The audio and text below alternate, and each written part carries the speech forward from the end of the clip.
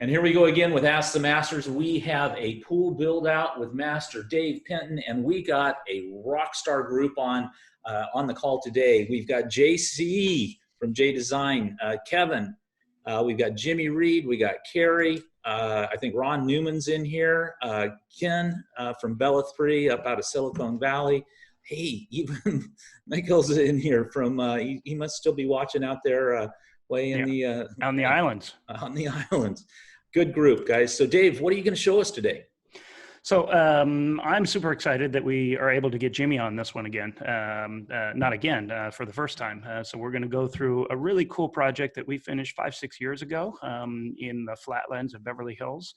And I'll just start scrolling a little bit. So a number of these pools, I didn't build a number of these, but I just love the optics of some of the gems that we get to work on.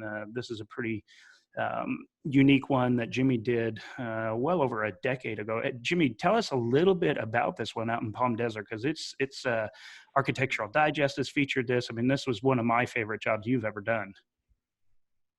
Yeah, it's been published a bunch of times, even though they claimed that it was going to be a private, non-published project.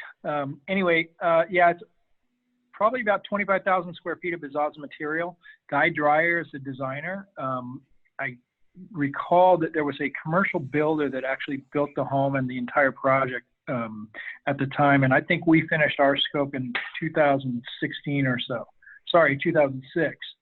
So yeah, it was over a decade ago for sure. Since then, we've worked on several of the homeowners' other properties around the states. You've worked on one or two of those as well, Dave. Well, yeah, it was a pretty massive project. Yeah, the one that we're doing is one of their smaller homes in LA, but the one that you've been doing all kind of the detailing, and so people will recognize that color of the tile because they're kind of keeping that consistent between their properties. But but yeah, the one that you and I are working on currently with the acrylic window is one of the extended family members. Yep, and you're right, the same material. Yeah, this is another one that you worked on with Rick Chafee. Just this one of my most favorite entry points of all pools. I mean, I just think that I love that shot. Yeah, yeah. So just I just kind of put these in here at the beginning just for inspiration, just for some of the some of the cool stuff that we get to work on, and so the whole idea of these kind of walkthroughs is to just give everybody kind of a bit of an idea of what's involved, what we need to do, how we pull some of these off, and how these jobs come together. So today we're going to talk about this job that we I don't even remember. I think I received the first phone call on this one, and the general contractor called. I think you got a call from Skip. No, we brought Skip in. So I think I got a call directly from Tom at the very beginning. And they had already chosen the white glass tile, but they had some different ideas. And this whole project started, now I do remember, with a phone call from the general contractor. And he had a design. They had a lot of the design already kind of fleshed out, but they wanted to figure out how to do a pool cover. And numerous people said, no, there's no way to do a pool cover. And so he got a hold of us, and I said, yeah, we can fit a pool cover on there. You know, we can do a Hydrolux pool cover. It's not going to be a safety cover, but if you really want a pool cover, we can figure out a way. And so throughout the design process, that eventually got scrapped just because it wasn't necessary. But I was brought in as soon as I found out that it was going to be an all glass tile job. We immediately brought Jimmy in, and there were still some real challenges with the overall design, and they didn't really understand how to build it. They knew what they wanted, so we called up Skip, and Skip came up. We had a couple of meetings with Skip and the homeowner, actually the owner's rep. And then one of those meetings, we actually even brought Dave Peterson up because Dave was going to handle all of the structural engineering. So I always like talking Dave, about. before you go too far, Yeah. I want to move in on something that you said in the last profile, and that is you never tell a wealthy client you can't do something, even Yeah. when you know it's a stupid idea, it's a bad idea. Don't stand there and tell them you can't, because they're going to go find someone who can. And so your journey on that project, it sounds like, no, we can do it. We can do it. We'll figure it out. And then they finally came to their senses and decided not to do it. Yeah, exactly. It's a great point. And it could have been done. It wasn't a lie. It wasn't a fabrication of any means. It just, by the time they really understood what it was going to be and what was going to be involved, they decided, well, maybe we really don't need a pool cover. So I like to start because I know a lot of people, they undertake pools and they don't really spend the time developing a good quality set of plans. It's one of the things that I loved working with Skip and Questar on this project, because and all the projects we've worked with them is they go into really pretty intricate detail, including detailing out the equipment pad, how everything is going to how it's all going to fit. So you never left wondering, how much room do I need in this closet for the equipment? Can I fit everything, in this small space that's allocated?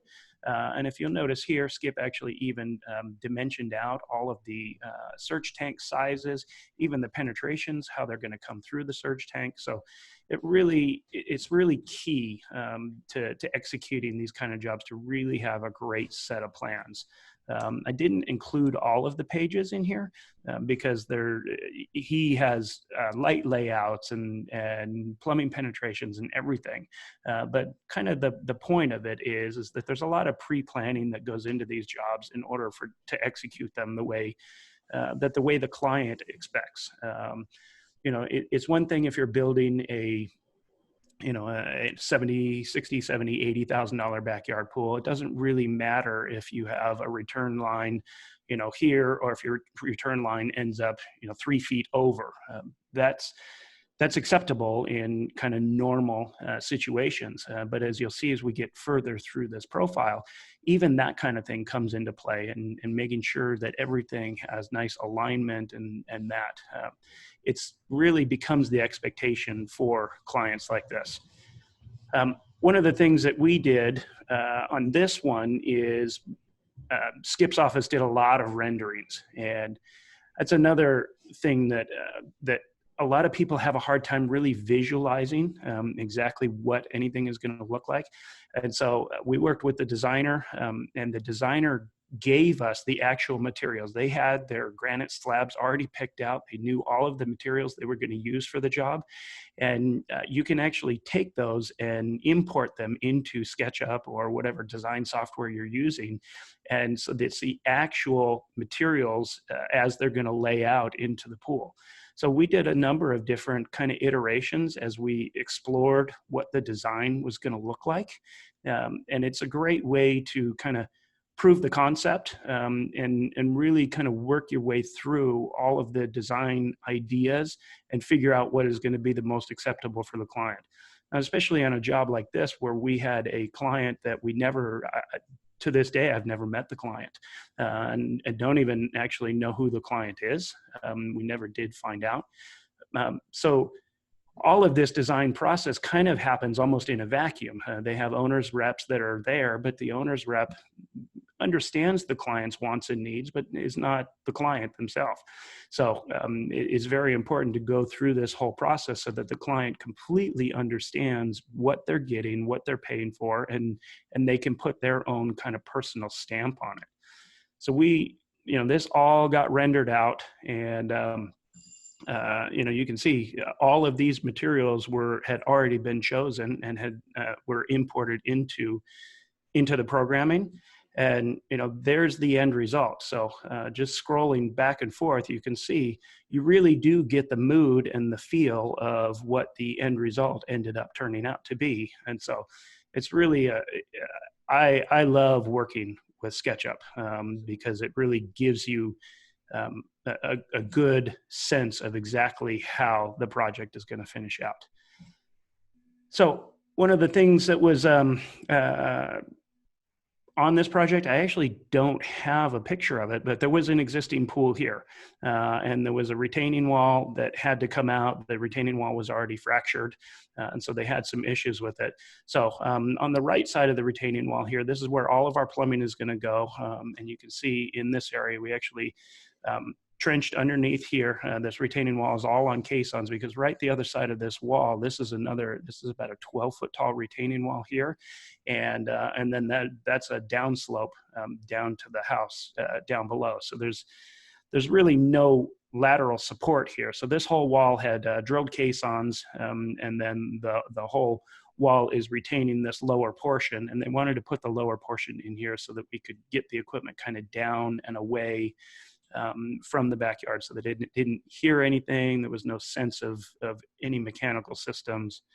And you can see the retaining wall in the background there.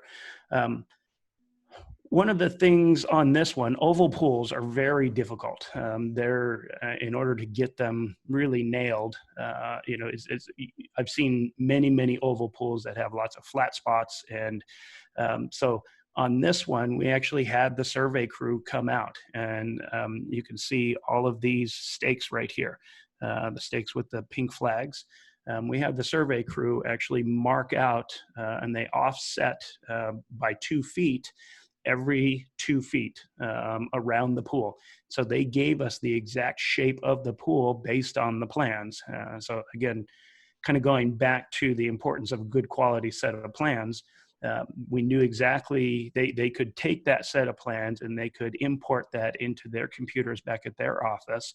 And then they came out, and these are all GPS located. And so they actually just set pins all the way around and gave us the exact shape that we needed to be, so that we were sure that the pool was exactly where it was supposed to be and that the shape was proper. So Dave, did that cost you anything? Because I know quite often there's a surveyor already on site, and that's typical in commercial applications, that surveyor is there to make sure that everything works out right. Did you just use the surveyor that had been on the property? Yeah, there was a surveyor on site, and there was a trip charge, but it wasn't significant. It wasn't like we were setting up a whole new build, and they were, like you said, they were already out on the site. There was a pool house being built, and some other structures around that were a part of the whole build out. And so they had a survey crew that was already, sorry guys, that was already retained for the project, and having them come out and do this, they laid this out in probably 2 hours. It wasn't that significant of a time frame for them. So the cost was fairly minimal. One of the things that you'll see a lot in pool builds is guys will just use a bender board, or they'll just fly their forms in the air. And we really, that just doesn't bode well for good quality shotcrete installation. You really need to have good forms, and you'll see a lot more. This is the retaining wall. Dave, when you get to forming, so does Jeremy, your excavator, do that? Like, did you have Matt do that, the masonry crews here, or who actually did your forming for you? So on this one, this was kind of before I had trained my guys in forming, and this was kind of the first job where my guys worked alongside. So yeah, you mentioned Young Ideas, the masonry crew on this one. This job, Jeremy, my excavator, and Young Ideas actually worked together, and they put all of the forming together on this. And my 2 lead guys began working alongside them and learning it. So we've gotten to the point now where we can actually do all of our forming on our own. But for many years, I just had my guys working alongside framing crews or good high quality masonry crews, because forming is such a critical element. And that's another thing that, a lot of guys do not include that in their, as a line item within their contracts, and we have a line item in our contracts that shows how much forming is, and it can get fairly extensive and fairly expensive depending on how complex the pool is. Just lumber cost. I mean, lumber cost alone sometimes can get way up there in oh yeah spending. So. Yeah, well into the thousands of dollars for lumber. So I like this photo because it shows, we've got the multiple kickers, we've got everything where we know that the forms are not going to move throughout the duration of the excavation and everything. But what we did is, this is all just 1/2-inch plywood, but rather than just having single 1/2-inch plywood, that would not necessarily be strong enough to handle the velocity of the shotcrete. And so we doubled it up, and we actually offset the, as we had the different sheets, we laid one sheet down, and then we would offset the sheet on top of it over a little bit, and you could see the sheet differentiation there. And so we never had joints in the same place. And so by doubling up the 1/2-inch plywood, it gave us a nice, sturdy, strong, solid form there. And then around here, we actually just did the same thing. I think on this one, we actually just had the plywood ripped down into 6-inch strips and used that and doubled it up to create the curve, because that's always really challenging, how to form up a curved vessel. So OSHA would like these too, with no caps on all that steel. That would, that'd be a $10,000 fine right there. Mm-hmm. Well, it's flying up high enough in the air that, it's above everybody's heads. But unless you're on the roof and you come flying down. Yeah, only Superman's on the roof though. Randy, you always catch that. That's because I got busted by somebody for years for it. So, forming, yeah, you can see we had an offset here where the retaining wall came together and where the staircase goes up. We actually came in and formed this all. Sometimes we'll hog out the center and then kind of lay the forming in there later afterwards, but this one was so critical, we needed to know exactly where everything was going to be. So all the forming was done first. All of this area where all the guys are, we actually stockpiled all of this material over in here and used it to backfill all the way around here, because this is all raised area. And so we utilized all the on-site soils. Starting to get a sense of the shape of the pool. And you'll see later, normally I don't like to have a big offset ledge like this. Normally I would kind of excavate that out, but this whole pool is being built on caissons and grade beams anyway. So I wasn't as concerned, because the grade beams were going to create that structure to not have a crack right at that point. Again, the forming pretty extensive for that. That was a poured in place retaining wall. You can get a sense of just how big this wall is and just how tall it is. And just keeping going. So this is, again, this is Jeremy. Jeremy is he's a jack of all trades. We talked about him a little bit on the previous, that he has a tool for everything. So he actually made this auger, and he drills our shallow caissons. He can do it in rock, but not necessarily. We don't love doing that because it's just not that fast. But for normal traditional soil conditions, he can get us down 18, 20 feet. And so he just drills our caissons on many of our jobs for us. So it makes it a lot more cost effective, because you're not having to bring in drill rigs and big equipment that adds to the expense. He's actually just doing it while he's digging the pool for us. So there you can see we've got our grade beams. He's cutting the grade beams.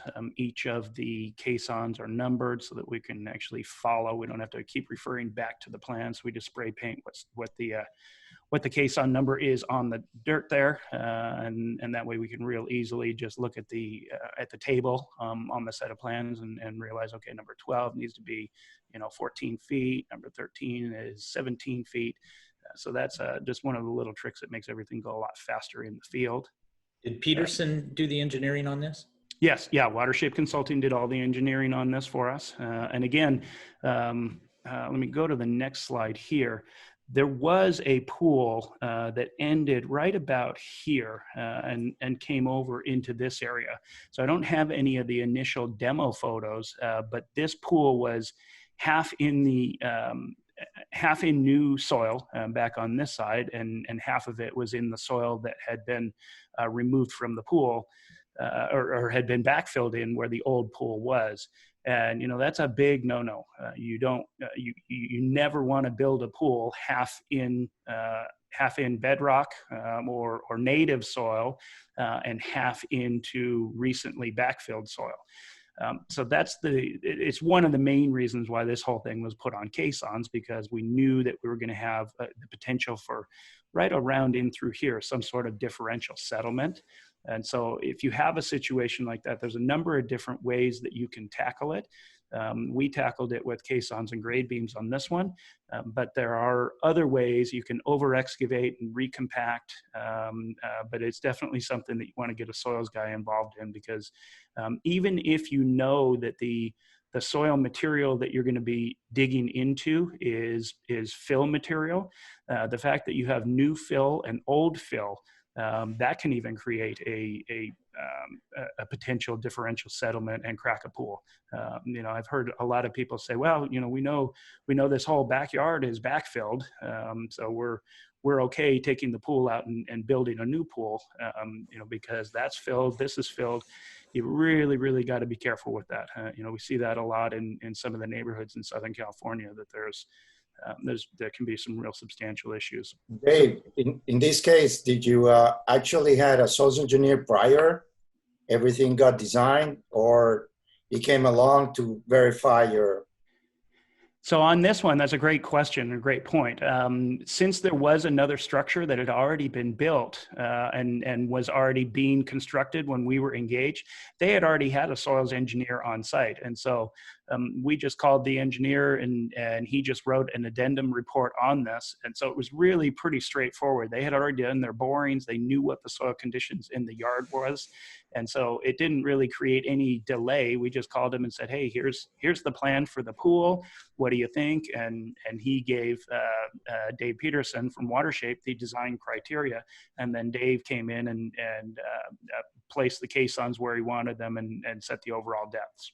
Structural floors versus grade beams. I mean, if you had your druthers, wouldn't you not have to deal with grade beams? This was actually an interesting design. This was a bit of a hybrid because he actually had the grade beams come up and loop up into the floor. So the grade beams were actually integrated into the bottom of the floor with this design. I actually don't really necessarily have an opinion on that. If I can do one big, sorry guys. If I can do just a big structural mat slab floor, it does make things a lot easier than having grade beams, because it does take away, it does minimize that step. So grade beams does add an additional step, which you'll see here in a second, because you have to pour the caissons, and then you have to tie the grade beams, and then you're pouring the grade beams, and then you're building the floor on top of that. So if there's a way to get away from grade beams, it's definitely makes everything a whole lot more streamlined as you're moving through the process. Do you have an opinion on that, Randy? I mean, you did so many of these over the course of your career. In the early days, everything was grade beams, and I think it more as they went into a little bit more structural floor, it just, again, it eliminated a step. It also eliminated cost in many cases because of, bringing steel in, multiple times.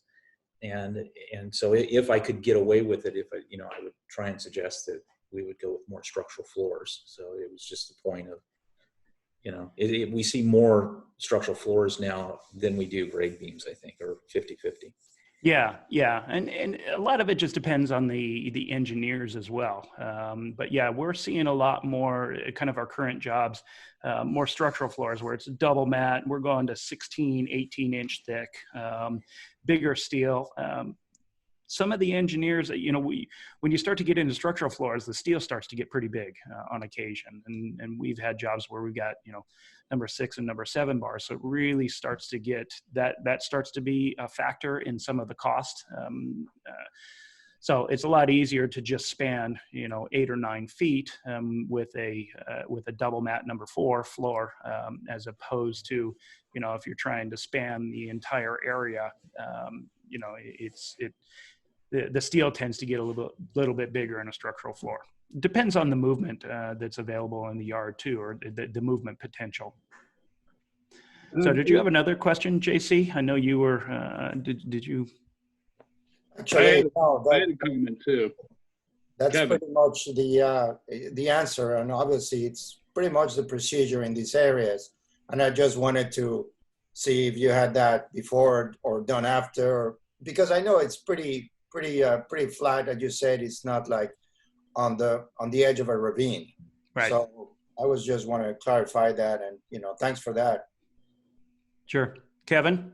Yeah, I just wanted to chime in about you guys talking about grade beams and structural floors, and one major consideration is the amount of pipes that you got running through either or one of those, penetrations and pipes, bridging across the floors or whatever. So, with the grade beams, it gives you a little bit more space underneath the floor, so you're not compromising the structure of the floor as well.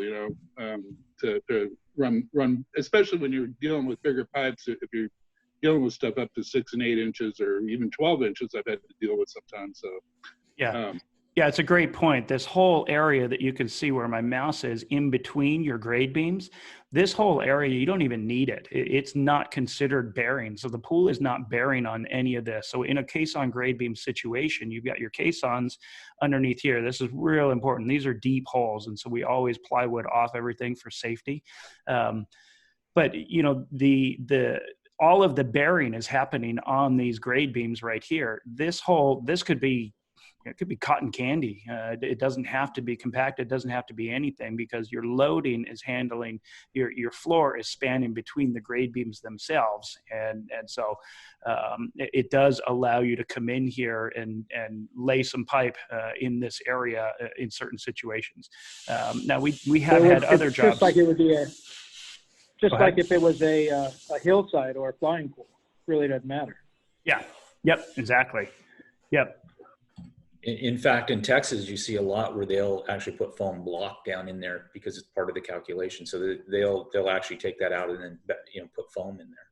Actually, not even foam. They'd use what are they called? They're called void boxes. They're actually like cardboard because in Texas they have such soil movement that they actually there's so much expandability of the soil. They want this soil to be able to push up without having any trauma on there. So they actually just backfill that with a collapsible material.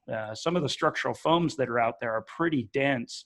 And even with the structural foam, as that soil starts to swell, it can push up and put trauma on the bottom of the pool shell.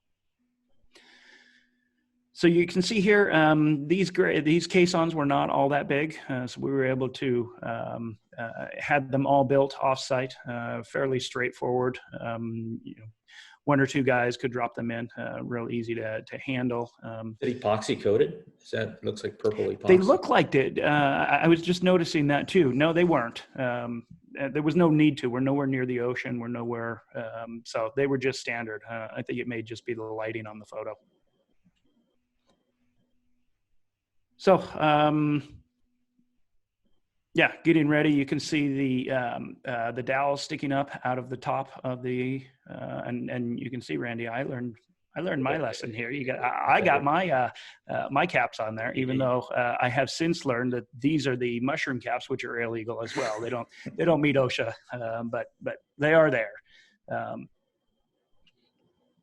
Yeah, and then you can see this is what I was talking about earlier. In a normal situation, I would not leave a big ledge like this. I feel like I always want to create a bit of a gusset in my concrete here. So I would come back a couple of feet and 45 that all the way down to the floor just to get more concrete in this critical joint, so that if you get any settlement on that floor there, that you're not going to get a crack right here.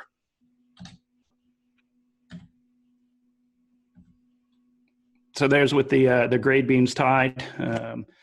There were caissons right underneath these, and so we've got the stepped grade beam. See this detail pretty frequently.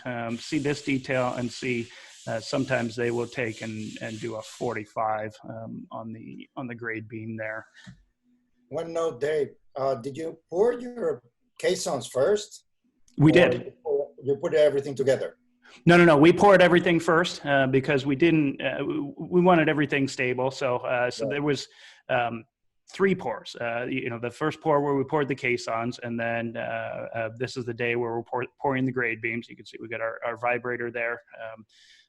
It's vibrating everything in.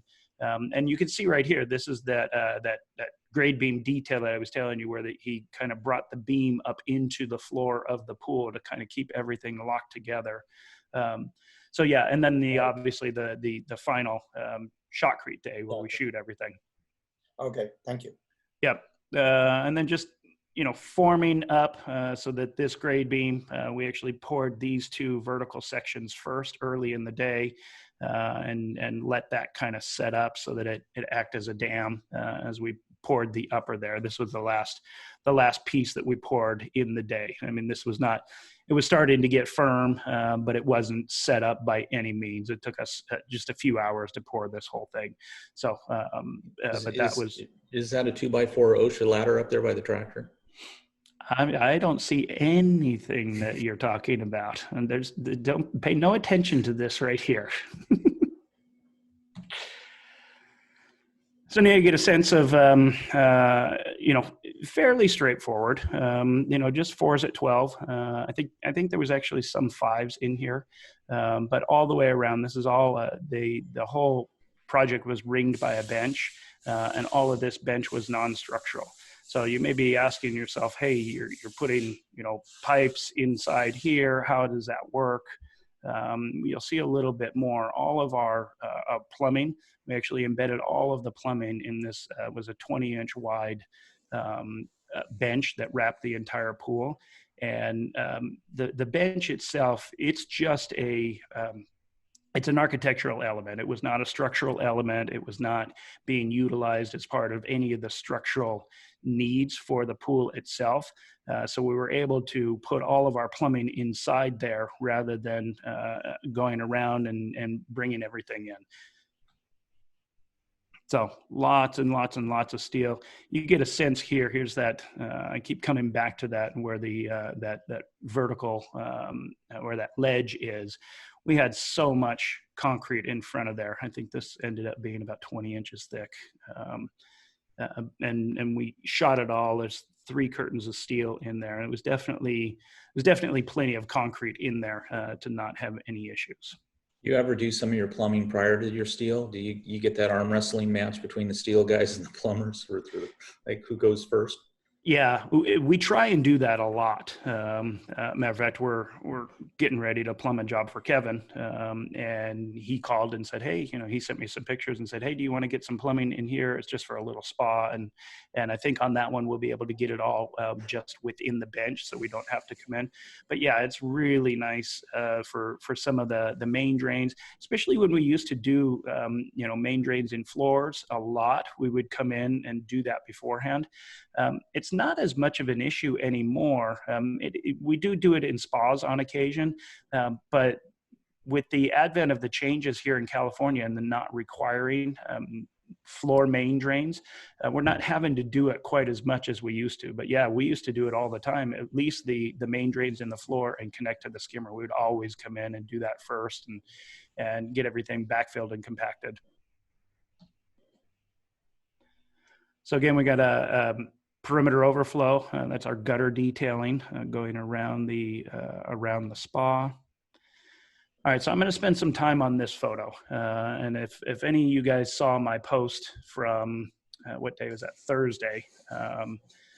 It's actually today when we're recording this, but as most of you are seeing this, I created a post talking about how we all make mistakes. And the mistake on this one is that this plumbing is way too close. This line, I'm not sure why we 45 this line and brought these together. In a structural mat, if that's what we're going to call this, there are very specific rules about, you can put plumbing in there. It's totally acceptable from a structural perspective, but there are rules. And the rules are that you take the overall thickness of the mat itself. So in this case, this is a 12-inch thick mat slab floor. You take that and you divide it by 3, which means you are, so that gives you 4 inches. So the center 4 inches of any particular mat slab, you're allowed to put anything you want in there, but it cannot be bigger than 4 inches. So, but that doesn't mean I can put a 4-inch pipe in there, because your OD on a 4-inch coupling is 4 3/4, 4 7/8. So really the biggest size pipe that you can put in a 12-inch double mat floor is going to be 3-inch. But then, you know, these are 2.5-inch lines. So you think, okay, we're okay. The other piece is that you have to have separation between the pipes, and not from the center to center, but actual clear separation between the pipes. And that needs to be 3 pipe diameters. And again, these are 2.5-inch pipes. That does not mean, what is that, 7.5 inches? That's 3 inches from the OD of the largest piece. So that's going to be your coupling. So realistically, we tend to run this pretty conservatively. So if these are 2.5-inch pipes, I'm going to go with 3.5-inch as my OD, which tells me I need to be, you know, pretty close to 11 inches separation.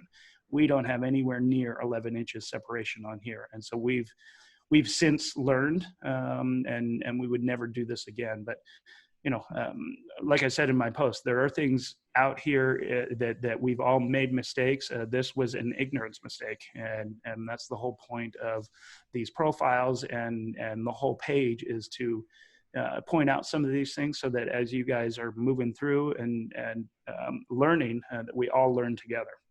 Has anybody in here not made a mistake? I've made more than all you guys put together, I'll tell you that. Yeah, hey, I wanted to just point out too is that I've done plenty of crazy spas like this. It has so much plumbing, and it is so difficult to maintain clearances everywhere with steel, with the ground, and all the while trying to get all those different pipes and plumbing and jets and suction lines and suction boxes and all in there. It does appear like, yeah, you do have some problem with clearances there, other than those pipes being together. But yeah, you learned from your mistake, right? Yeah, exactly. And this job has been in there for quite a while, and we have no issues with it. Yeah, you really get a sense of what Kevin's talking about there. I mean, that's I believe we had 24 jets, and that's not even counting the main circulation system. So we had another 6 heated returns in there. Actually, I think we had 10 heated returns because we had a double heater set up on this. So there's a lot of plumbing in there, and the boys spent the better part of 2 weeks plumbing this spa. Do you ever use common manifold where you tie all of the pumps together into your jet system so you get 3 different levels? Have you ever done you know, you can split manifolds right in the spa? Kevin's saying no way. Yeah, no, we actually, a bit of a hybrid. And so on this one, what we did do is we did run a shared 6-inch suction for the booster lines. Mm-hmm. And so we had a single 6-inch suction, and we split that back at the equipment pad. But on the return manifolds, no, we always keep those separate. So we went 2 separate 12 jet manifolds. Kevin, tell me why you don't like a common manifold. I just I've done those things before, and I always just find it's always just best to keep everything separate. One pump, one function, you know, and keep it all separate. You never know what sort of issues you're gonna come up with later, you know, with it. So that's just my argument on the reason that I did them a couple of times is when you first kick on the heater, you get no air injection and you get real nice low levels of heat distributed everywhere. And then when you kick it up, you get full speed when they're working. Newman may come in and tell me I'm crazy, but ultimately it stopped that lady sitting in front of the jet at 104 degrees, and she kicks on the booster pump and she gets 55-degree water and, you know, right up her butt. So, right. Yeah. Well, and actually, we've kind of changed the way we do them. We no longer run most of our jobs. We're not running jets through the heaters. And so we have a single, so the circulation system, so on this one, you'll see a little bit later on, we do a toe kick detail, and we actually are feeding the returns all through the toe kick down near the floor of the spa. And so we're always feeding just hot water in through there so that there's no temperature fluctuation on the jets at all. But that brings up an interesting point. I can't remember if we talked about it on the last project or not. The big pipe running long distances, that water in there is cold. And so you want to prepare your clients that when they turn on the booster pumps, they turn on the jet pumps, they want to do that a couple minutes before they get in, because the main issue that you have is, you've got two giant 6-inch lines, or even more, going back to the equipment pad. You may have, 50, 75, 80 gallons of water that's the ambient temperature of the pool. We would actually see this on a previous job that we did. They would kick on the booster pump, and you could actually watch the history on the automation system where it would go from 104 down to mid to upper 90s in a matter of seconds, because we were flushing so much cold water into there. So it's one thing that, you don't want to get that angry phone call from the client, saying, hey, what's going on? This doesn't work. You created something. Managing expectations is always a big thing. So this good picture, you can see, our structural element is all back in here, and we kept all of the pipes within the bench, within the non-structural bench. The Shotcrete guys cussed me out, and they did not have fun on this one because they had to actually get their nozzle down here, and it was a bit of a challenge to get back behind here and get back behind all of everything. But they did end up getting it done, and I probably would have done this differently. Probably would have been done more like what Kevin had said, and bring these lines across the floor had I done differently, because there's just so much plumbing in here that it was a challenge to get around it. But we did make do. It was a challenging shoot day, but other than that, it went pretty straightforward. And again, these would be okay in real tight like that, because they are in an architectural non-structural element. We'll start to get into this, how we lay everything out, and some future photos, and that's where Jimmy's going to come in and talk about kind of how critical all of this is. But remember this photo as it comes. Oh, and I also want to talk about, this is our, this is a full perimeter overflow pool. You can see this is before we're ready to shoot, but coming out laterally rather than coming out the bottom. There are some details that guys have where they actually take the water out the bottom of the gutter and then over, and then you have a snorkel detail. Makes the plumbing a whole lot more complicated. I like this direction where we come out sideways. The water tends to be a little bit quieter. You don't end up getting the gurgling. It's an easier detail to not only to construct, but I think we end up with a better result. Let me also point out that there's less pipe to encapsulate and better shotcrete in that section of the wall, because you have less pipe that you're having to encapsulate. So. Yep. Yeah, exactly. Do you pressurize your electric lines? Oh, absolutely. I mean, that's a no-brainer. And the story for me on that was literally the very first pool I ever built. We had one glue joint from the spa light that didn't get glued. And we couldn't find it forever because it wasn't much of a leak. It was just a little bit of a leak. And so we weren't losing water where we're actually seeing water loss. The only way we found is we shut everything down for a week, and we lost like 4 inches of water in the spa. But it was in an area here in Orange County with really heavy clay soil. And we could tell exactly where the leak was because the deck completely heaved and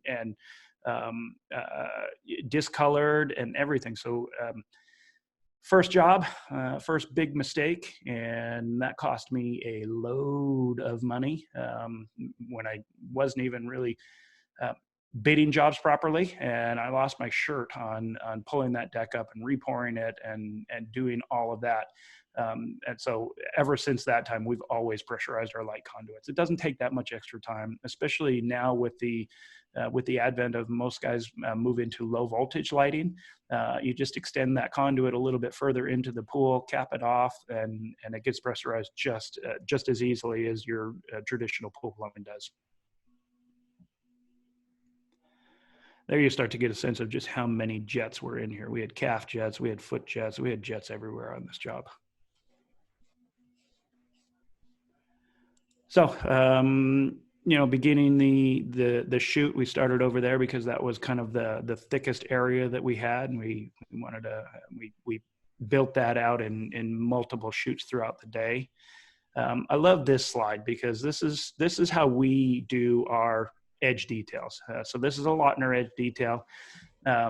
This foam, we just went to an architectural foam place right here in town. I actually, this is before I had Sarah here working in my office, before we were even implementing AutoCAD. And I just hand sketched this. I gave them the exact dimensions, sent it to them a couple of days early, and they cut all of these out for us. They knew all of the radiuses that we were going to have. I don't have a better picture, but these were all, they serrated them for us so that they could actually bend around the curve. And it just made it so much easier. So we do this on our edge details, all of our gutter details. Even when we're doing just a rectangular gutter. Is it a big expense? I mean, didn't that cost? No, I think the total cost for this was like $600. So, it's not inexpensive, but the amount of time that it saved is, let me go to the next slide here. It just made this part of the job so much easier for the guys, for the Shotcrete guys. I had my guys there.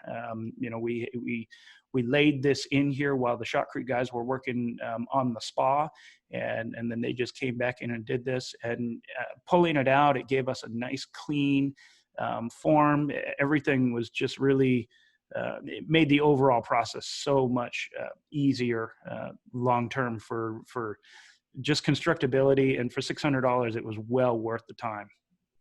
Made Jimmy's life a whole lot easier too when he came in to start setting the tile.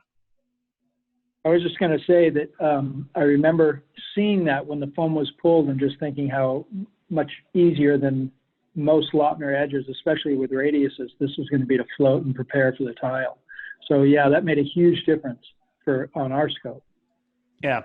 So Jimmy, why don't you take it from here a little bit on this slide, because this was, we really made some changes here, and we knew we had brought you in during the steel phase, and you kind of defined some of these transition points and that. So talk a little bit about that process. Yeah, I'm looking at the, on either end, we have a flat level area, kind of like a, just the original or entry platform. We have it on the left side and also a bit in front of the entry stairs right over there. Yes. Yep. So those are actually, they actually mirror each other, the flat areas on the floor. And yeah, we did come in with steel. And if I noticed in some of the steel photographs, you can see where the steel in those two sections are actually flat and level in those two areas.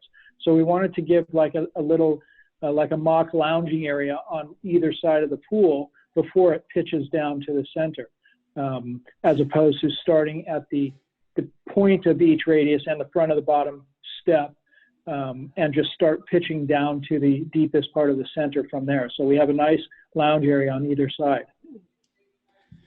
Yeah, and that was those are the kind of things where just bringing your whole team in early, because that created a real nice, clean tile line right here. Once you start to move here, where it starts to radius down, you're doing a lot of cutting as that floor transition, or as the floor starts to get deeper. And so this created a nice clean area at both ends of the pool and a nice flat landing area. If I remember correctly, this area had always been kind of like this, and they had always designed this flat area here, yet this was pitching down. And so this was a suggestion that you made to really, let's flatten this area out and kind of mirror each side. And in finish, it makes it look much, much nicer. Mm-hmm. Hey, David, you might be getting this, but what are all the pipes sticking out right at the floor level? Yeah, we will get to that. So those are all of our both circulation and all the infinity edge returns. And so on this one, I believe we had 2 infinity edge returns for every 1 circulation return. And so I generally, as I'm designing my mechanical systems, I will figure out what the flow rate that I need around the edge. And then and we always figure that at 1.5 gallons per minute per foot of edge. And so just for simple math, if the edge was 100 feet long, we would need 150 gallons per minute. And so then I take that calculation and I divide it by 10, which tells me that I want 15 return lines, because I want no more than 10 gallons per minute coming out of any one of these return lines. And again, we use that same math when I'm designing the circulation returns. So on this one, the client wanted to have the ability to heat the pool really quickly. So we have a pair of 400,000 BTU heaters on here, which is, each of those heaters likes about 50 to 55 gallons per minute per heater. So I knew I needed 110 gallons per minute to optimize the flow through those heaters and to optimize the heating. And so that gave me 11 return lines. So we spaced those all throughout the project. And I like putting them in very low. It solves 2 issues on infinity edge pools. It gets your water way down here near the floor, and so you're not getting any surface disruption, but then also we do our circulation returns down there so that you're actually filling and you're heating the pool from the bottom. So you get much more even heating. It works a lot better for the overall heating efficiency of the pool itself. This picture is hypercritical. I see more and more people are starting to do this, and that makes me really happy. But setting your soaker hoses. We used to wait to set soaker hoses until the next morning, until I had a concrete contractor who was not in the pool industry really kind of chastised me. We actually built a pool for him, and he called me the afternoon after we shot, and he said, "Hey, where's my soaker hoses?" And I said, "Well, I'll be there in the morning to do it."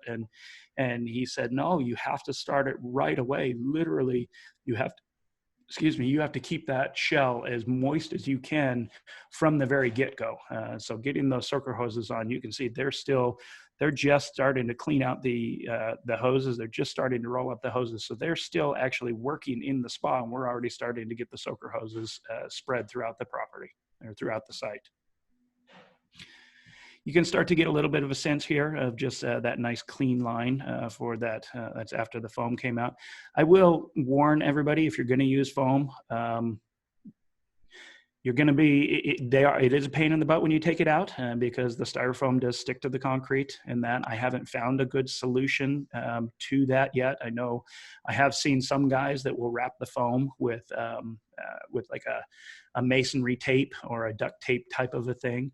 That would probably work if the foam was squared off, but with something like this where we're manipulating the angles and the curves, it not necessarily work. So, I had a guy in here for a better part of a day and a half with a wire brush and just wire brushing it all out. But to me, it's definitely worth it because it makes a much cleaner interface. This is another reality of building within this demographic is that concrete's heavy, and there's a lot of concrete in this area. This was that bench area, and plastic is not strong, and so we always know that we're going to do some reconfiguring. So you can really get a sense of it here. This return line is way too low to the floor. And so we always know that we're going to be coming back in because especially in all tile vessels, your horizontal line work really accentuates if you have things that are not level and not perfect. And so, you know, we always figure that probably, you know, upwards of 20% of any of our penetrations we're going to be reconfiguring in the field after shotcrete happens. Light details. Generally, we will have these carved out more during the shotcrete phase. And so we can come in here and heat up the pipe and get everything level and flush and get it all dialed in exactly where we want it. And we work real closely with Jimmy's guys on this. This is a curved vessel, but you'll see on a lot of, if we do some other profiles, you'll see we'll pull string lines and we'll actually offset the string lines. And so we know exactly how far forward Jimmy wants us to set these niches so that his tile flushes out perfectly level. So there you can see patch back in, just a structural non-shrink grout. We use a lot of rapid set. I like their stuff. It goes off pretty quickly. You know, but there's the end result. You know, you really, again, with the horizontal line work, you really can pick up if these are, if they're not, if there's anything off. You know, making sure that all of the horizontal lines and everything is perfectly level is super critical, especially like these lights. You know, the lights that's a real close interface there. And it's an optical illusion. This one looks closer, but those lights are actually all perfectly level to the bottom of that, of the stone in there. All right, I'm going to let Jimmy kind of start taking over a little bit here and talk about a little bit of his processes and what went on here.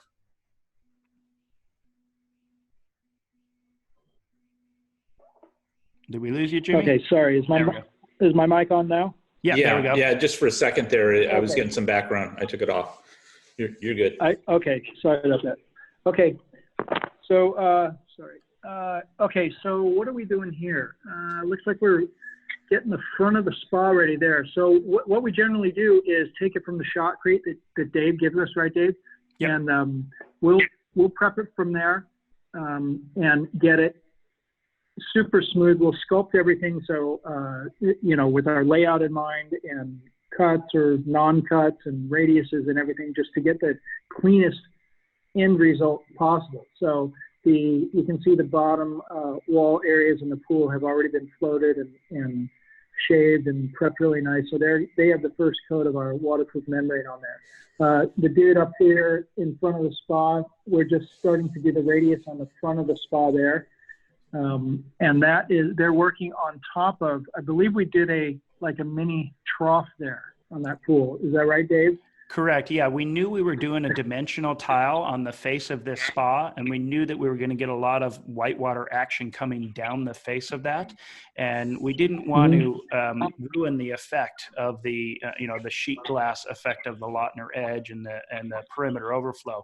So we created a little gutter back behind here to kind of baffle any wave action that came out into the pool. It works pretty good. It definitely did knock down some of the wave action. It didn't take it down completely, and we still did get a little bit of movement in front of here, but nothing near like we would have had we just had this spilling down onto the face of the water. Yeah, we've done several of those, and it definitely helps, but it's by no means is it splash proof or ripple proof. Yeah. But it's a cool detail, and it definitely helps keep the surface of the connecting bodies flat and, you know, glassy looking. Yeah, can you talk about the wood that you've got over here and starting your upper courses? What's going on with the wood here? Just making sure that you're getting everything level? Yeah, I'm trying to remember what that is for. It looks like it's serrated in some way so we can bend the plywood. To be honest with you, I can't remember what that is for, and it's small enough that I can't really see it that well. Sure. Yeah, let's go to the next photo here. I really don't know. Okay. This really gives you a sense of just, just how nice that edge that we were able to create. I mean, this whole backside, none of this was, you haven't done any prep or anything on this. All of the prep came in after you guys floated it, but there was pretty minimal floating around here in order for you to get this, to get the tile set. Yeah, so you can see there those little white lines, those little strips. Those are pieces of tape holding mosaic onto that back side of the Lautner edge. So I don't believe we floated the bottom of that trough or the back side under where the coping will sit, but where those pieces are, that's actually black stone mosaic there. So that surface that the stone is going onto, we did float that and tune it up really nicely and sculpt it so it was smooth and consistent radius to the design of the oval. Yeah, and if I remember, we did come in after the fact and you kind of did a float along the floor to make it nice and smooth, and then put all of your waterproofing membrane in here after we had gotten all of the tile set. Yeah, we definitely put just a smoothed out float. I don't think we used levels and had to get it really precise and perfect in any way, except in a condition that it would accept the waterproof nicely, because it was all going to be covered. Yeah, exactly. We weren't worried about it. And I think we used membrane C in this one because membrane C dries black, and we just left it, right. I believe we left it exposed because there was no UV, there was no anything. So we just waterproofed the whole thing with membrane C. And the reason I like membrane C. Would you do that today? Would you do that today in a gutter? Yeah, I think I don't think we were that evolved at the time in this area. I guess we would probably do a BC Pro over that membrane C now, even though it's covered, correct? Correct, yeah, and I would probably pigment the BC Pro, but I would even have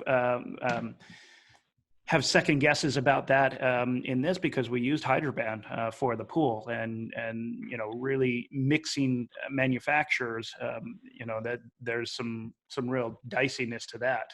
So knowing that if we were going to do a membrane C BC Pro detail in the gutter, that may have dictated exactly what we ended up doing for your anti-fracture in the pool as well. Mm-hmm. And did you you must have taken the Hydroban all the way out and then came back in with all the way to the outer wall, and then came back in with membrane C on top of that, right? Correct. To be honest, I can't remember. Yeah, I remember. We definitely overlapped the two and let the Hydroban go wild at the bottom. You didn't stop the Hydroban underwater, is all I'm getting. Oh, for sure. No. Well, this is an all-tile pool, for sure. So the entire interior was all clad with tile, so the Hydroban encapsulated the entire interior.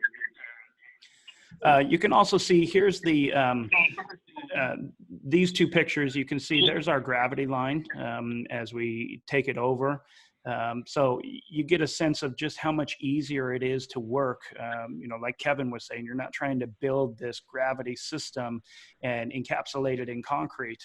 We just come out, and rather than doing 90s, we do 45s because in a 90, you can tend to, if that water comes out and it wants to drop straight down, you can tend to get some noise in that. Whereas if you do a 45, it will come out and it's going to have more of a tendency to stay on the pipe, and you're not going to get the dripping noise and that, which allows it to maintain a lot quieter interface for the client down the road. And guys, that is a really important point, because if you've ever built one of these and at the end had it make a slurping sound, you should see what a client looks like in their backyard where it's pristine, and all of a sudden the water starts going over the edge, and then here, it's not a good day. It's a really bad day. Yep. But even at that, client expectations and managing expectations is critical. And even though we do all of these little tricks, we always let the client know that these are not silent pools. And as much as we try to minimize any noise, they do make noise, and you really need to keep everybody prepared for that. This job, we ended up, you saw at the beginning, Skip had designed the tank. So we ended up getting a custom plastic tank built. This was MGM Plastics out of San Diego. We've worked with them on a couple of jobs. Tank's not very heavy. They gave us all of the penetrations per Skip's plans. And pretty straightforward. Dug the hole, over excavated it. We've got a 12-inch gravel pack under here. If you remember back behind here, we've got a pretty big elevation change. So we knew this was going in. And so we actually laid in, before this area was backfilled, we laid in a 6-inch pipe that went out and went underneath this wall. So we could actually gravity drain the gravel pack all the way out. If you can't do that, we're on one currently right now. We're actually putting a sump pit in there because there is a real danger, especially in areas where you don't have sand or good percolation or in clay areas. You can get a bunch of water sitting underneath these tanks, and just like a pool that floats, these tanks are susceptible to floating too. So you really want to make sure as you're doing your tank that you're thinking about the site conditions. And not only that, Dave, a lot of the projects I'm called in to go and check and what's the problem, and you open that vault and you see that there's total separation with pipes. Either the actual tank also sank, or it doesn't have an overflow.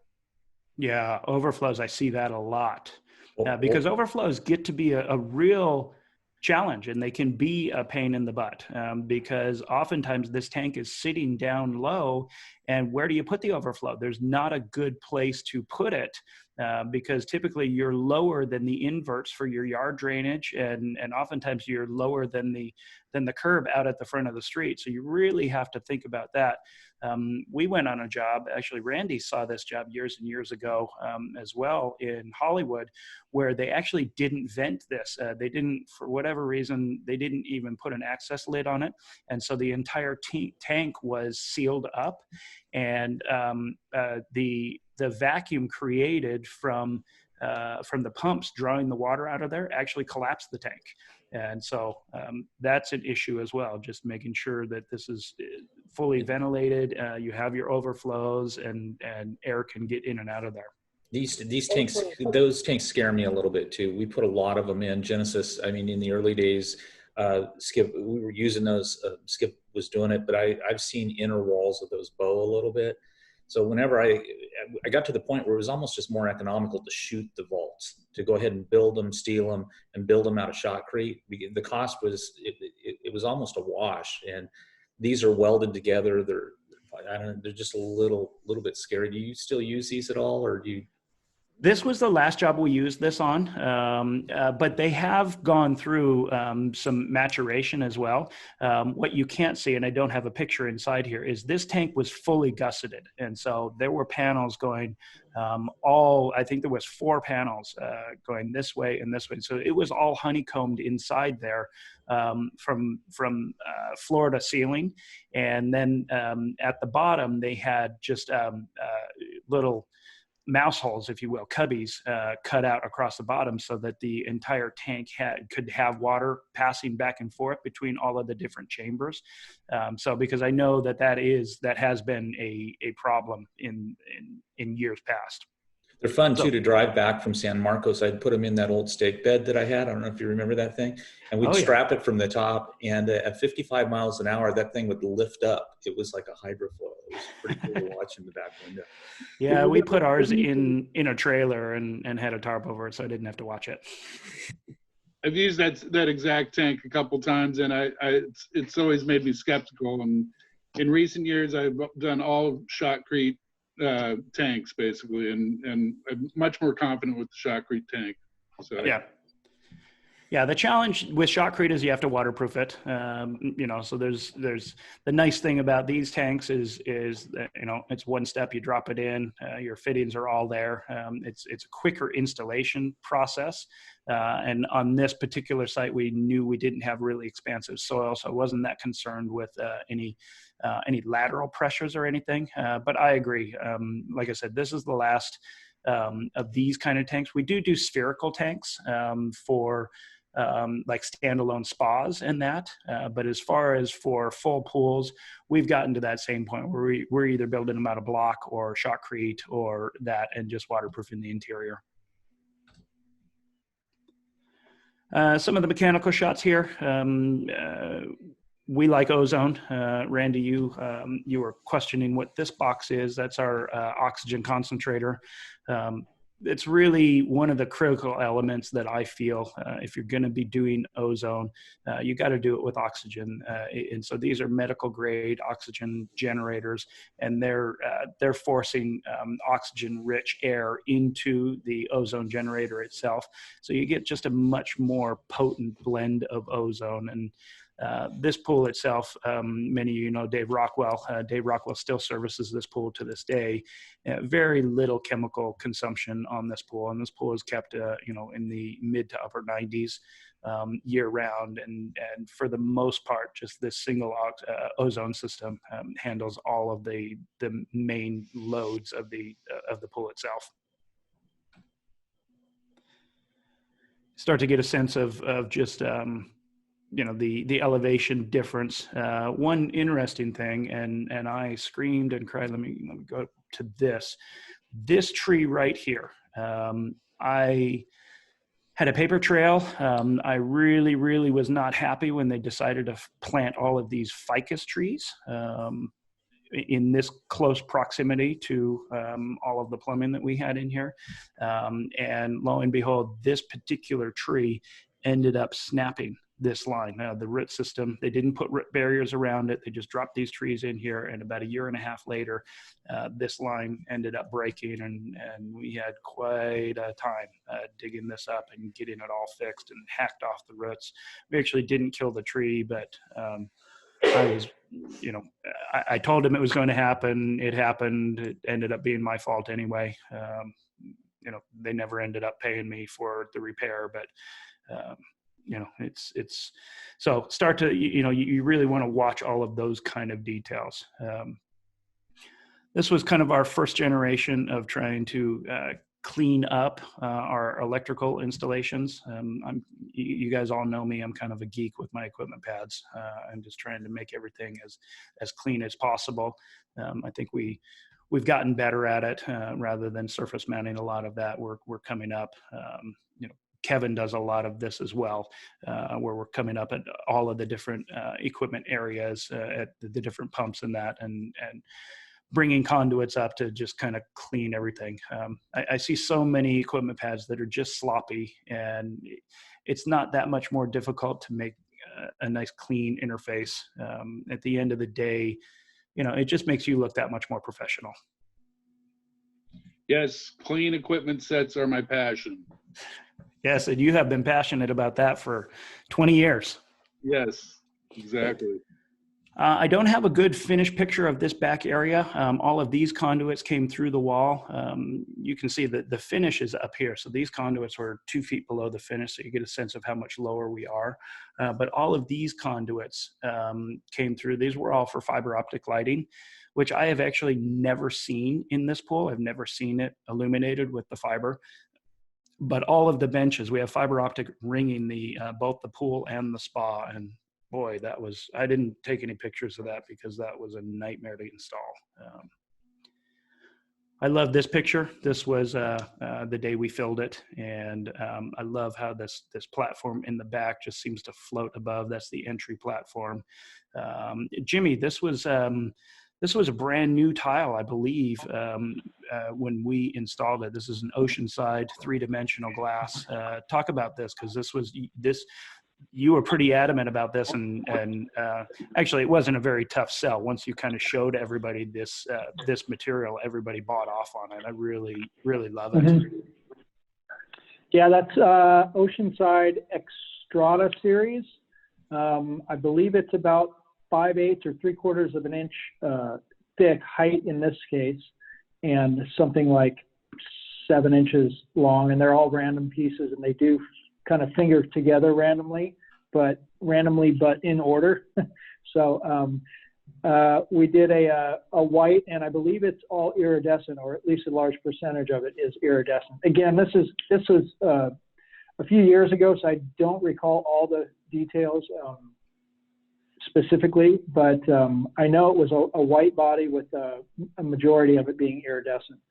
Yeah, and the reason we went with this is because the designer really wanted to have somewhat of a white water-ish effect coming over. He didn't want just the water to when you have a perimeter overflow vessel like this, if you have a very, very smooth surface across the face of it, you almost can't tell that there's water running over it. And they wanted to create a little bit of drama. Yeah, exactly. It doesn't even look wet. It just looks glossy. You can't even tell that there's any water flowing. And so the designer wanted to give a little bit of movement to the water. And this was the solution that you suggested, and everybody loved it. And just coming over here too, I remember we had some real challenges trying to figure out how to interface this. And this was a solution that you came up with. Let's just turn the I believe this was a 1-inch tile, and you said, let's just bring 1 inch down and start this 1 inch lower. And that allowed us to kind of solve all of that awkwardness at that corner detail. Yeah, it gives it a really nice kind of a tailored finished look on the top. So it just looks like a beautiful piece of plate glass on the top, and then the face of it when it's on really shows the life of it there. And also, we were talking about the trough at the bottom of that earlier. You can see here where the trough is actually built up, and it is full of water. So just to go back to that, this is probably about 6 inches deep here from the face of this black mosaic on the front to the white extrata material in the back. I think front to back is probably at least a foot, and then, like I say, the depth is probably about 6 inches deep. So it's not just splashing against a ledge. There's an actual pool, a trough there in front of it. Yeah. And one thing that I didn't anticipate during the design phase is we had this stepped. So this is a gutter going all the way around, and we've got this stepped detail here. And there's actually quite a bit of water that comes off of both of these sides here and creates quite a bit of rippling action right in both of the sides. It creates a very nice sound, but it's one thing that I didn't anticipate during the design. And so it's another reason why this baffled front edge. You can see here the water sits just below this piece of granite. And so we came up one tile plus the thickness of a tile. So we're, 1 inch and 1/8 higher with this. I can go to the next picture here. You can just barely make out right there that the darker line. So that the top of that gutter sits just 1 inch and 1/8 above the finished water of the pool, just to knock down the wave action. So Jimmy, this black tile in this pool must have been hot. What do you do when you fill it? Do you fill it up fast, or what do you do? No, and I don't think it was too hot when we did fill it. It was a black granite material, and it was a mosaic. We made it into a mosaic format, and we just filled it up at a typical rate. We don't generally fill up really fast anyway. And as you can see, I think there was only one hose in the spa until the spa was full. Yeah. And it's just a garden hose. Yeah. And let's talk a little bit about, because it wasn't clear in any of the other photos, this was a tape mounted tile. This was not a mesh backed. This Correct. Was not anything. Correct. Not your favorite to work with, but it's obviously much better to work with than a mesh back. Absolutely. Yeah. The problem with this size and weight, this material is fairly heavy, at least compared to glass material. Even like 1 inch oceanside glass is much lighter than this material. So paper, it wouldn't hold up on a paper face. We had a lot more surface area on the back of the tile to bond with and to embed into the thin set. And since the pieces were larger, I think they were 1.25 inches, not inch. It might have been.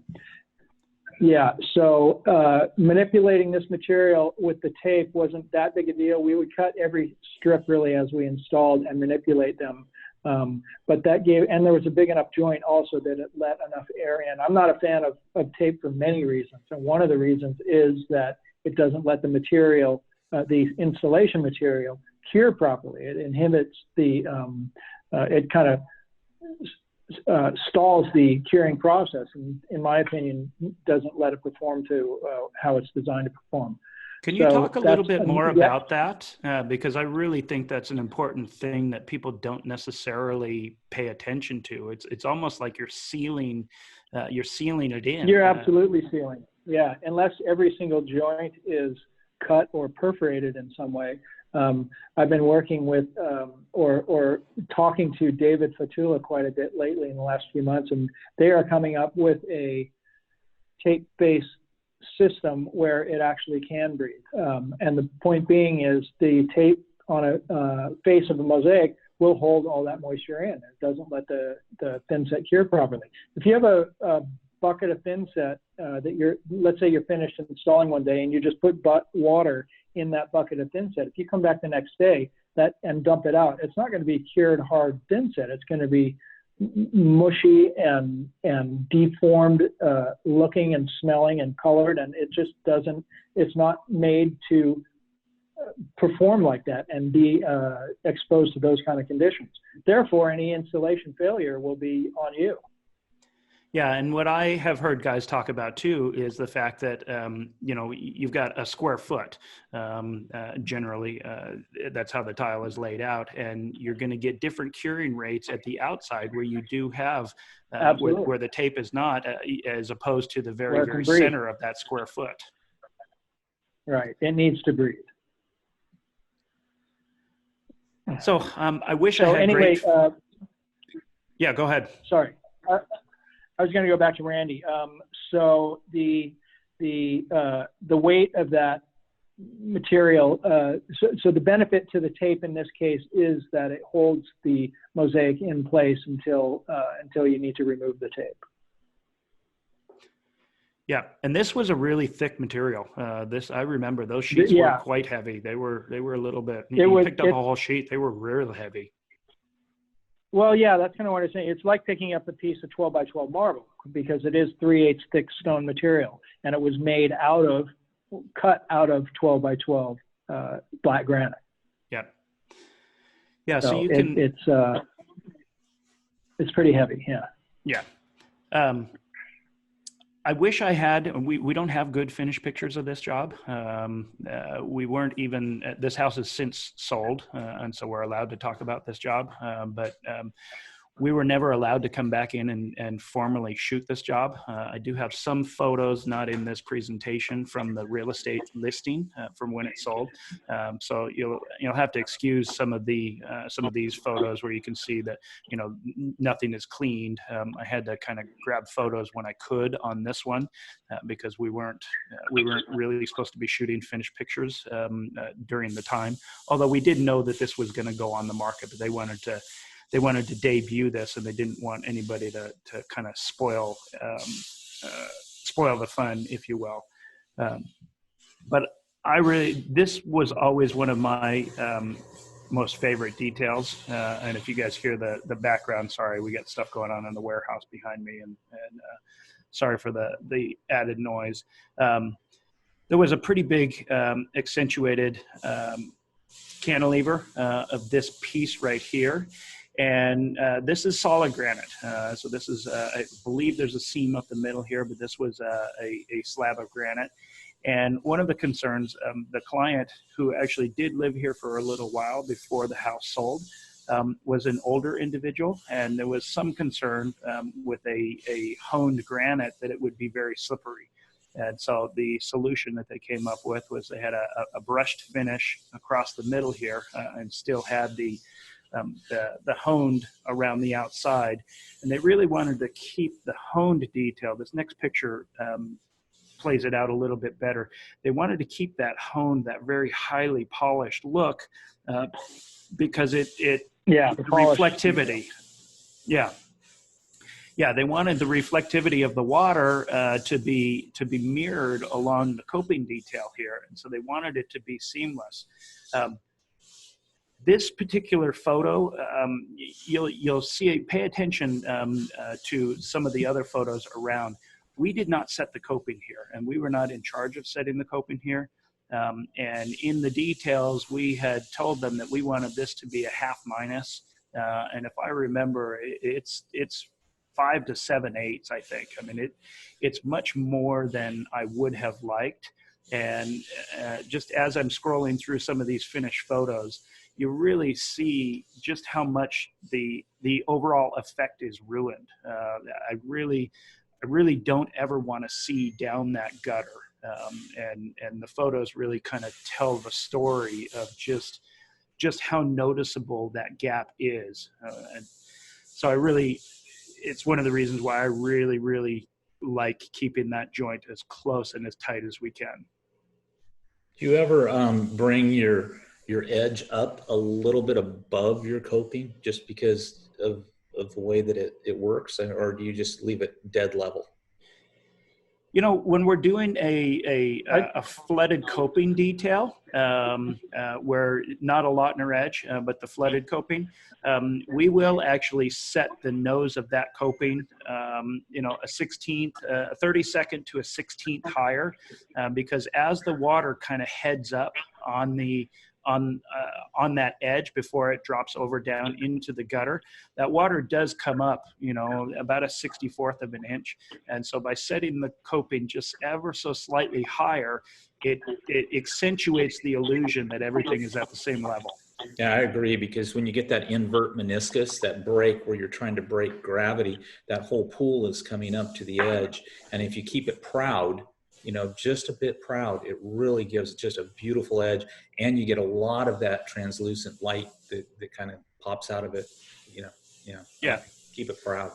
Well, and it keeps it's amazing how your eye, even if you know what's going on, it's amazing how the visual really affects your brain, and just that little bit, that 64th or 32nd of an inch difference, really kind of makes your head cock a little bit, and it's like, how is that happening? How is the water just going away? Why is it? It's the magic of this style of pool. It's why all perimeter overflow is always my favorite to build, because I feel like the illusion is so much a part of what makes them so mysterious and so intriguing to look at. Get a better sense here of just how that step detail floats up above, and we actually didn't pass the gutter through here, so that the water stops around this, and then we just have a pair of gutters going around both sides.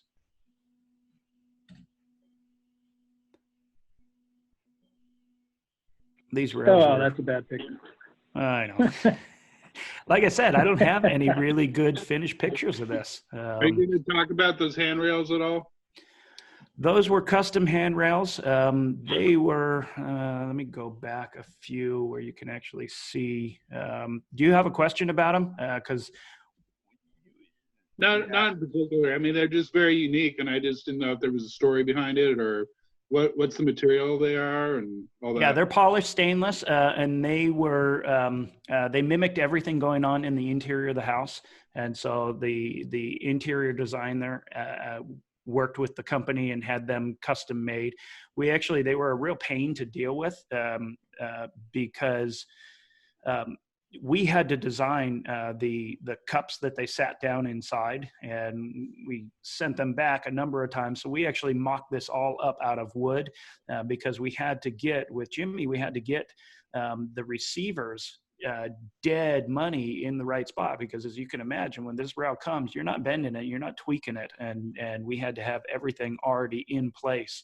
So this was all mocked up, and we set these before Jimmy came out, and then they made the rails, and then they came and installed them. But like I remember when we got all of them from the fabricator, they forgot to put bonding lugs on them. So we had to send them back to the fabricator and have them put bonding lugs on there, because we had bonding wires all roughed in. We knew generally where these were going to be. And so Yeah, I remember it being a couple of weeks of delay and pain in the butt. It looks like it. Mm-hmm. Yeah, especially these ones, because the wood, as we had that overall length, the wood was not real squared up, and yeah, it was a pain. You can get a sense, this is the last slide I've got for this one, but you get a sense as this granite goes all the way around, and the granite actually sits proud, and up underneath there's a fiber optic light strip that goes all the way around the entire perimeter of the pool. And then also here on the spa, same thing. It starts here and goes around the spa itself. So I hear it's beautiful. I know the general contractor saw it and said it was really a cool effect at night. But yeah, we've never seen it at night. Never Nope. seen it lit up. Nope, and never even seen night photos of it. What a shame. Yep.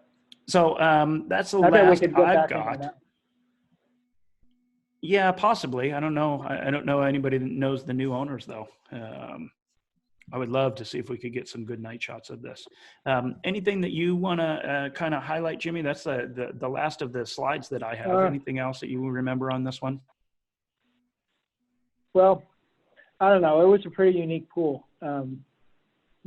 Footprint-wise, it's kind of basic, just a basic oval pool. But as you said, getting a true oval and a perfect oval was a challenge in itself. And it was actually a really pleasant, smooth flowing project for our scope of it. It was fun for us to be involved with it design-wise from the beginning. I remember several meetings we had with the owner's rep and with Skip and you and inside the house when, right after I think the original pool was demoed. So it was a good experience to be involved in from the beginning. I think it was critical, as you mentioned before, approaching it as a team effort. Not only kind of made a lot of the process go a little smoother, but I think a lot more refined detail came out of it just by nature, by having everybody involved as a team from the beginning and keeping the enthusiasm going, because it was really a cool project from day one. Yeah, it was. And just to reiterate too, going back all the way to the beginning, you were a part of the design meetings when the old pool was still in the ground. You were with us in those meetings, and we spent a lot of time. The client's favorite color is purple. And if you remember, we spent a lot of time. I was going to mention that. Yeah. Also, why don't you talk about that? I think you mentioned at the beginning that this was always going to be a white pool, but remember it wasn't. It was going to actually be a purple pool. I think we made we did make several mock-ups of different purples with iridescent and different materials that were just super cool and would have been quite unique. They opted though at some point to go with white. I don't recall exactly why, and it turned out beautifully. I would still be excited to do a purple type pool at some point. And deal with the challenges in just that color in itself. I know that purple generally kind of tends to turn gray in water, with the refraction. But I definitely remember there was a hard push for this to end up being a purple pool. Yeah, I remember we were looking at some of the pink glass tiles and some of the different tones, and this was not that long after Rick Chafee and Red Rock had done their first purple pool. So we were comparing some of those photos. We were getting photos from Rick, and I think at the end of the day, the client really wanted a bit more of a lightness to it and a more refreshing feel, and the purple was going a little bit too dark and heavy for her. And you can see, even from this photo, just the stark contrast of the black and the white, and really playing off stunning. the granite. Yeah. Well, perfect, gentlemen. I think we're going to wrap this up. That is Master Dave Penton, along with Jimmy Reed and JC's on there, and Kevin and Ken and Carrie and a whole group. And you guys, thanks for taking time out of the day today and doing this. We'll premiere this, and another great project build out. All right. Thanks, you guys. All right. Thank you, guys. Thank you, everyone. Ask the Masters is dedicated to educating, mentoring, and designing a better workplace for the swimming pool industry and their families. Please take a moment to share, like, and review our content with all of those that would be interested.